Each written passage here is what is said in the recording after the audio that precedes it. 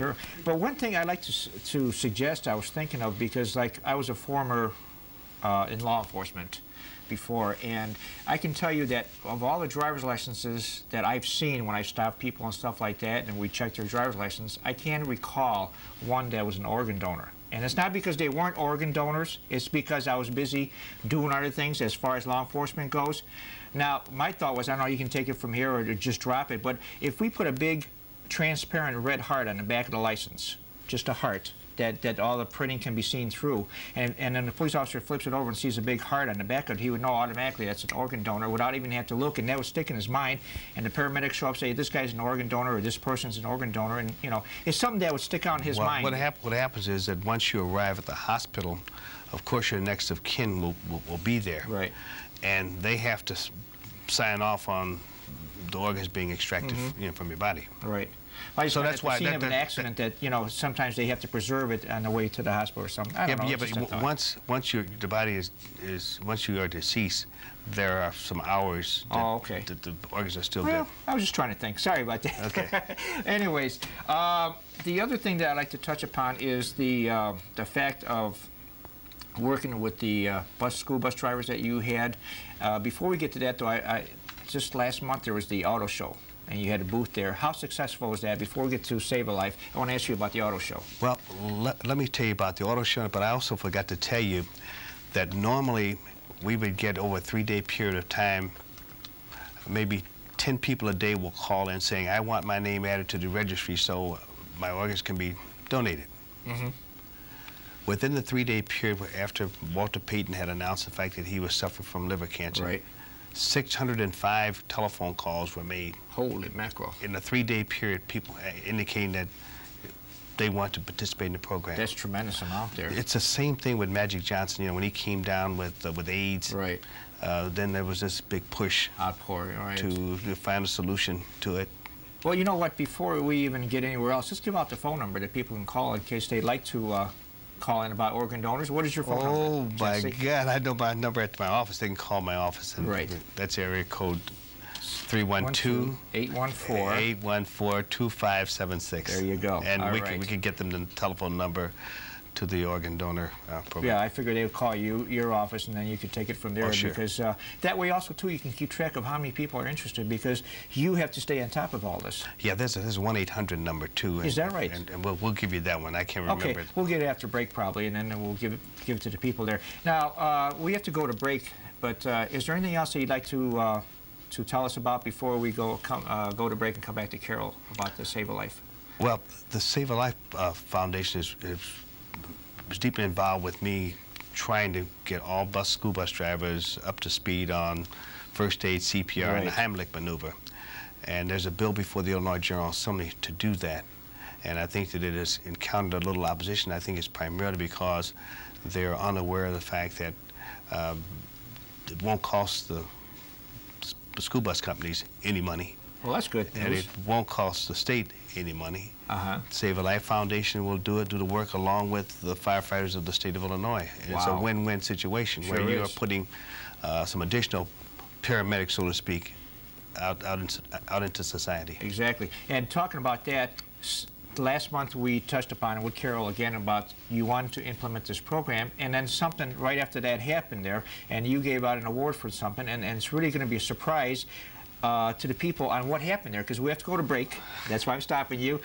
We want to keep the people in suspense a little bit, because it is really, you would normally think that a person would jump at doing something after learning something like this, but this is altogether a little bit different. And we'll tell the folks about it later, and we'll show it to them. We'll be right back, folks. We have to go to break.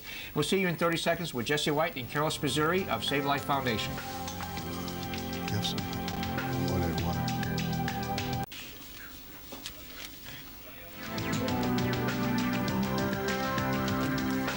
All right, folks, we're back from our short break here. We're here with Jessie White, Secretary of State, and Carol Spizzirri, who is the president of Save a Life Foundation. And the reason that we have Carol back, again, because I know we had her on last month, because Jessie wanted to start a program with saving lives, with teaching school bus drivers CPR and first aid. Well, something between last month and this month's show happened, and was really a surprise to everybody. And he was out at Pulaski School to give out an award. And you would think that when the adults, the bus drivers, learn CPR and first aid, they would act upon whatever situation arises. But I think you had a 8-year-old, Carol? Yes, we had two children in 5th grade that rendered aid to a 3rd grader who had been injured by a flying glass bottle thrown into the school bus while the school bus driver watched these young children rendering aid to the 3rd grader and literally helping to save his life. Wow, that's great. These children had been taught 2 days prior by our instructor how to do basic life-saving skills, right. and they performed immediately. And that was Hank Madzira? Right. And yes. He's a Franklin Park firefighter? He's actually a Schiller Park firefighter. Schiller Park. Schiller Park right next door. Yeah, that's right. The reason that I mentioned that is, Carol, tell us a little bit about Save a Life. Before you do that, though, I'd like to read this one letter here. It really stands out. Yes. Wow. It says, Dear Save a Life Foundation, thank you for teaching us all about saving lives, because if somebody was choking, I know what to do. If someone was bleeding, I know what to do. Or if someone was not breathing, I know what to do. So I'd like to say thanks for showing us to save lives. Yours truly, Jose Merlos. P.S. I hope you teach other kids to save lives. And that's the whole basis. You want to teach kids and adults. And Jessie, you mentioned something before that if you teach the kids when they're young to do right and to do what they're supposed to do, when they grow up to be adults, they'll be as good, if not better. And the same thing holds true, you know, with kids who love animals. When they have an animal and they're kind to it, then they have a tendency to be better parents and better citizens and have love in their heart for their fellow man and woman. Oh, yeah, I believe it. Now, real quick, Carol, what is Save a Life Foundation, and what does Jessie have to do with this? Well, Jessie has agreed to be our state spokesperson first. Good.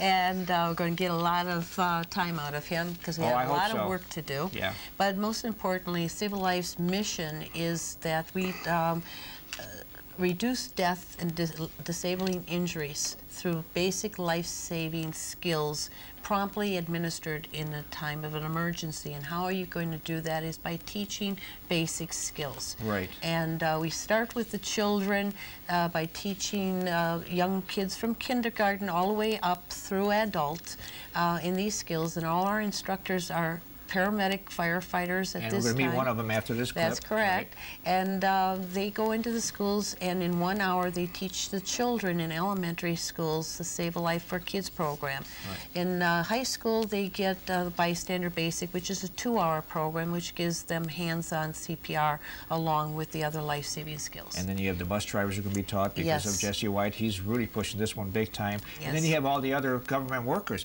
As a matter of fact, when Jessie was in the recorder's office, one of you taught their people, and what happened there? No, we had a lady by the name of Beverly Phillips came in, and she taught my employees CPR and the Heimlich maneuver. And then at the Solheim Center, where we train 205 members of the Jessie White tumbling team, which is my program. Right. I called Carol, and Carol brought a crew over, and they taught over 100 of my young people CPR and the Heimlich maneuver. So that's a lot of people to help until emergency help arrives with the ambulances. Buy some precious time. Right, and then also too, and you said in the Secretary of State's office you want to teach managers, at least one in each office, to be able to know what to do in case of an emergency. Same thing holds true in a restaurant. Most restaurants have someone on hand who knows something about the Heimlich maneuver. Right. And I want to have some individuals within all of my 136 facilities on hand who will know something about CPR and the Heimlich maneuver. I'm glad you knows how to pass out or something.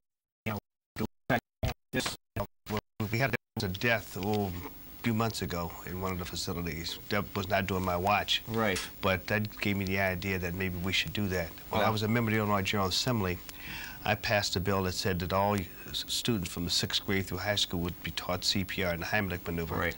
And because we did not provide them with $100 to purchase a mannequin, a lot of the school districts refused to teach their kids these life-saving skills. So the question is asked, do I spend a little now, or do I spend a lot more later? Right. So well, you're going to spend a little bit now, because with Carol's program, it doesn't even cost $100. So glad to have her on board. Right.